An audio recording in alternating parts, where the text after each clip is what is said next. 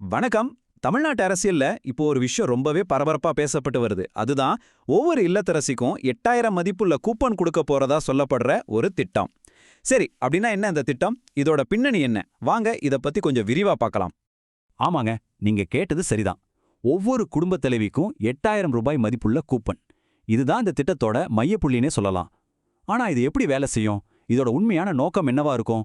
வாங்க இன்னும் கொஞ்சம் ஆழமா போய் அலசலாம். இப்போ நாம பார்க்க போற இந்த எல்லா விவரங்களும் எங்கிருந்து வந்ததுன்னு கேட்டிங்கன்னா, அமைச்சர் கீதா ஜீவன் வெளியிட்ட ஒரு அதிகாரப்பூர்வ அறிக்கையை அடிப்படையா வச்சுதான். முதல்ல அரசாங்கம் இந்த திட்டத்தை எப்படி பார்க்குதுன்னு அவங்க பார்வையில இருந்தே தெரிஞ்சுக்கலாம் வாங்க. சரி, விஷயமா இந்த வாக்குறுதி ஏன் இவ்வளவு முக்கியத்துவம் பெறுதுன்னு பார்ப்போம். முக்கியமா வரப்போற 2026 சட்டமன்ற தேர்தல்ல இது ஒரு பெரிய கேம் சேஞ்சரா, ஒரு முக்கியமான பேசு பொருளா இருக்கும்னு பலரும் எதிர்பார்க்கறாங்க. இந்த திட்டத்திலேயே எல்லாரையும் டக்குன்னு இழுக்கிற ஒரு விஷயம்னா அது இந்த நம்பர் தான், 8000 ரூபாய். ஆமாங்க, தகுதி இருக்கிற ஒவ்வொரு குடும்பத்துக்கும் இந்த மதிப்புள்ள கூப்பன் கிடைக்குங்கிறது தான் வாக்குறுதி. யோசிச்சு பாருங்க, இந்த திட்டத்தோட வீச்சே எவ்வளவு பெருசுன்னு. தமிழ்நாட்டுல கிட்டத்தட்ட 2 கோடி குடும்பங்கள் இதனால பயனடைவாங்கன்னு ஒரு கணக்கு சொல்லுது. அப்போ பாருங்க, இது மாநிலம் முழுக்க எவ்வளவு பெரிய தாக்கத்தை ஏற்படுத்த வாய்ப்பு இருக்குன்னு. சரி, இந்த திட்டத்துல ஒரு முக்கியமான ஹைலைட்டா ஒரு விஷயத்த சொல்றாங்க. அது என்ன தெரியுமா? பயனாளிகளுக்கு கொடுக்கப்படுற அந்த ஃப்ரீடம் ஆஃப் சாய்ஸ், அதாவது அவங்களுக்கு வேணுங்கிறத தேர்வு செய்யற சுதந்திரம் தான். அதாவது இந்த கூப்பனை வச்சு வீட்டுக்கு தேவையான பொருட்களை வாங்கிக்கலாம். உதாரணத்துக்கு ஒரு washing machine, TV, grinder, fridge, mixie, microwave oven, ஏன் எலக்ட்ரிக் ஸ்டோவ் வரைக்கும் நிறைய ஆப்ஷன்ஸ் இருக்கு.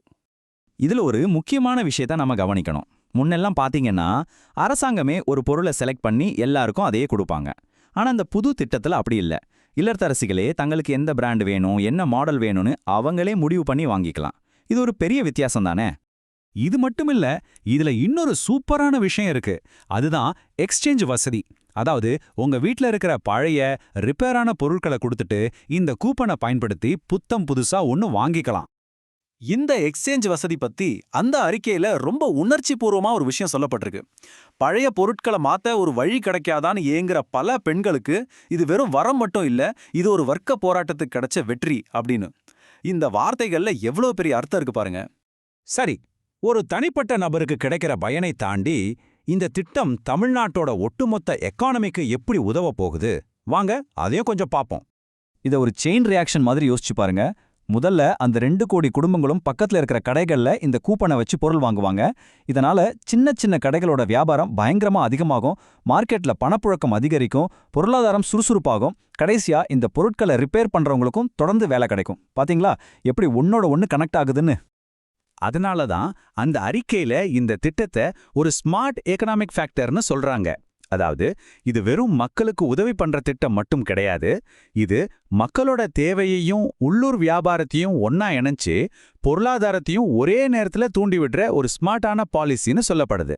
சுருக்கமா சொல்லணும்னா, இதனால இல்லறத்தரசிகள் மட்டும் இல்ல, சின்ன சின்ன கடைக்காரங்க, ரிப்பேர் பார்க்குற டெக்னீஷியன்கள், ஏன் பழைய பொருட்களை வாங்குறவங்க வரைக்கும் ஒரு பெரிய பொருளாதார சங்கிலியே பயனடையும்னு சொல்லப்படுது.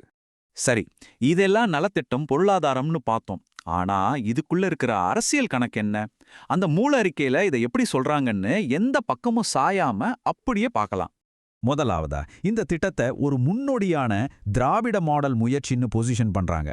மத்த மாநிலங்கள்ல இருக்கிற திட்டங்களை விட இது ரொம்பவே வித்தியாசமானது, தனித்துவமானதுன்னு அந்த அறிக்கையில சொல்லியிருக்காங்க. அரசியல் ரீதியா அந்த அறிக்கையில ரொம்பவே காட்டமான ஒரு ஒப்பீடு இருக்கு. அதாவது அரசாங்கத்தோட திட்டங்களை மத்தவங்க காப்பி அடிக்கிறத புளிய பார்த்து பூனை சூடு போட்டுக்கிட்ட மாதிரின்னு இந்த புது திட்டம் அவங்கள கிளீன் போல்ட் ஆக்கிடுன்னு சொல்லப்பட்டிருக்கு. இது அந்த அறிக்கையில இருந்த கருத்து, அது அப்படியே உங்ககிட்ட சொல்றேன். அது மட்டும் இல்ல, இந்தியாலே ஒரு நலத்திட்டத்துல பயனாளிகளே நேரடியா தங்களுக்கு வேணுங்கிற பொருளை தேர்ந்தெடுத்து வாங்குறதுக்கு உரிமை கொடுக்கறது இதுதான் முதல் முறைன்னு அவங்க தரப்புல சொல்லப்படுது. சரி, எல்லாத்தையும் பார்த்துட்டோம். கடைசியா இந்த அறிவிப்புக்காக யார் யாரெல்லாம் காத்துட்டு இருக்காங்கன்னு அந்த அறிக்கையில சொல்றாங்க. அதை பார்த்துட்டு இந்த அலசலை முடிச்சுக்கலாம். இந்த வாக்குறுதி எப்போ நிஜமாகும்னு பெண்கள், அவங்களோட குடும்பங்கள், அப்புறம் ரொம்ப முக்கியமா உள்ளூர்ல கடை வச்சிருக்கிற வியாபாரிகள்னு நிறைய பேர் ரொம்ப ஆவலா காத்துட்டு இருக்கிறதா அந்த அறிக்கை சொல்லுது. அப்போ பாருங்க, இந்த 8000 ரூபாய் கூப்பனுங்கிறது வெறும் ஒரு நலத்திட்டம் மட்டும் இல்லாம ஒரு பொருளாதார தூண்டுகோலா, ஒரு அரசியல் கணக்கா பார்க்கப்படுது. ஒரே கல்லுல பல மாங்கா மாதிரி இது ஒரு நலத்திட்ட வாக்குறுதியா, ஒரு பொருளாதார உத்தியா, ஏன் ஒரு அரசியல் திருப்பு முனையா கூட இருக்கலாம்னு சொல்லப்படுது. ஆனா இது எல்லாமே ஒரே கூப்பன்ல சாத்தியமாகுமா? இதுதான் நம்ம முன்னாடி இருக்கிற பெரிய கேள்வி.